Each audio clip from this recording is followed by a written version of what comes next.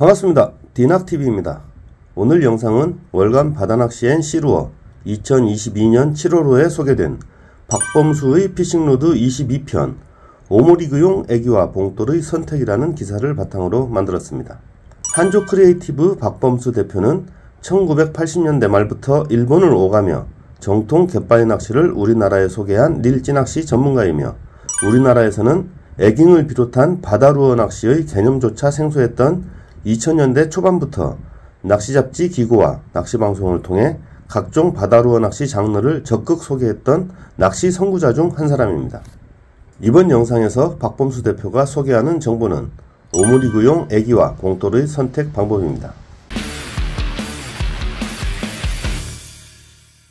5월 말부터 시작된 한치낚시가 시즌 최고 절정기로 들어서고 있습니다. 2022년 한치낚시의 가장 큰 특징은 오모리그에 대한 뜨거운 관심과 실망이라고 말할 수 있습니다. 그리고 또 하나는 애기에 생미끼를 달았을 수 있는 하이브리드 채비의 인기입니다. 다들 생각하고 느끼는 점이 다르겠지만 개인적으로는 오모리그가 메탈리그에 비해 장점이 많다고 이야기하기 어렵다고 생각합니다. 하지만 실제 현장에서는 아주 뜨거운 인기를 얻고 있습니다.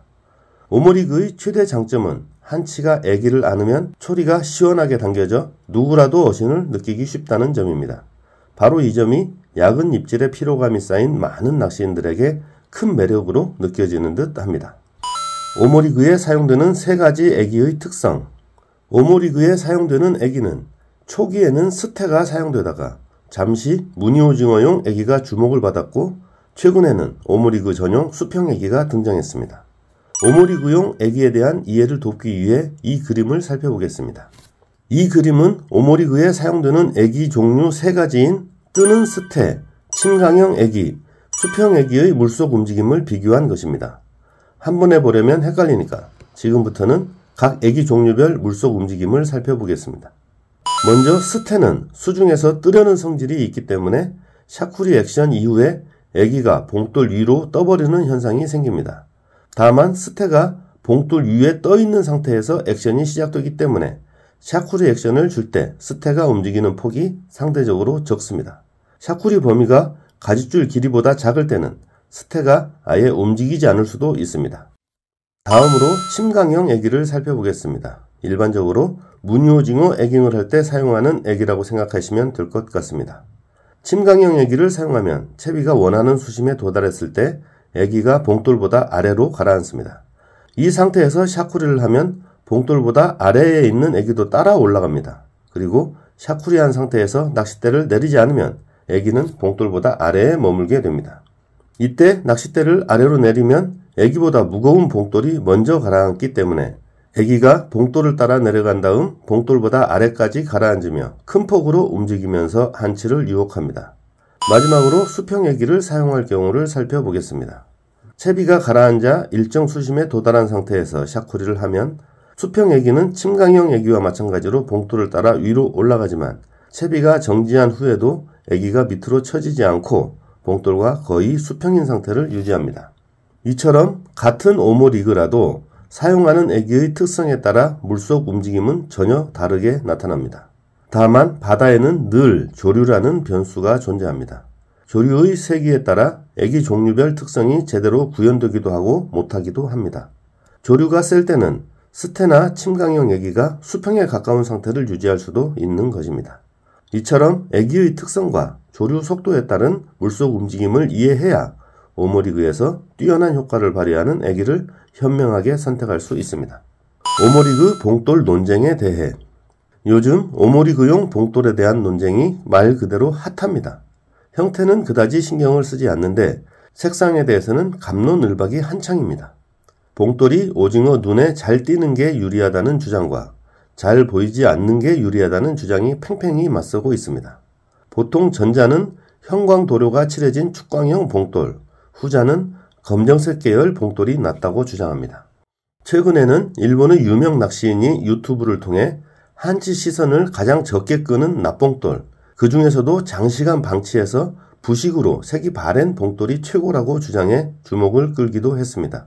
봉돌은 원하는 수심층까지 채비를 끌고 내려가 안정시키는 게 본래 역할입니다. 그런데 봉돌에 한치를 유인하는 기능이 필요하냐, 그렇지 않냐가 이슈가 되면서 모양이나 색상과 관련한 논쟁이 불붙었습니다. 필자 개인적으로는 봉돌에 집어 기능이 필요하지 않다고 생각합니다. 야광이나 축광 기능이 있는 봉돌을 쓰면 한치가 애기가 아닌 봉돌에 붙는 경우가 종종 있습니다. 오므리그로 낚시를 하다가 분명히 제대로 후킹이 됐다고 생각했는데 끌어올리는 도중에 빠져서 미스바이트가 되는 경우가 자주 있습니다. 물론 한치가 바늘에 걸렸다가 빠졌을 수도 있지만 애기가 아닌 봉돌을 붙잡고 있다가 놓아버리면서 생기는 경우가 더 많다고 생각합니다. 봉돌에 관한 논쟁은 현재도 진행 중이기 때문에 필자의 의견은 여기까지만 밝히겠습니다. 아마 현장에서 경험이 더 쌓이면 이른 시간 안에 결론이 나지 않을까 합니다. 다만 한 가지 말씀드리고 싶은 것은 오모리그 낚시를 할 때 미스바이트가 유난히 더 자주 난다는 것, 왜 그런지 이유를 한번 생각해 봤으면 합니다. 하이브리드 애기에 대해 요즘은 애기에 생미끼를 감아서 쓰는 하이브리드 애기가 유행입니다. 흔히 삼봉애기라고 불리는 하이브리드 애기는 갑오징어 낚시에 먼저 사용되다가 무늬오징어 낚시와 한치 낚시에도 접목됐습니다. 그런데 무늬오징어를 타깃으로 출시된 하이브리드 애기 제품들은 제대로 정착하지 못하고 외면받은 반면 한치 낚시용 하이브리드 애기는 최고의 아이템으로 각광받으며 새로운 트렌드를 형성하고 있습니다. 보통 한치 낚시를 할 때는 받침대에 고정한 상태로 입질을 기다리는 거치용 채비와 계속 손에 들고 흔들면서 한치를 유인하는 액션용 채비를 동시에 사용하는 경우가 많습니다. 이 중에서 거치용 채비에 하이브리드 애기를 사용하면 상대적으로 유인 효과가 크고 애기에 부착된 생미끼를 뜯어먹기 위해 한치가 오래 붙어있기 때문에 액션용 채비를 한 손으로 운영하면서도 입질을 놓치지 않고 후킹시킬 확률이 높습니다.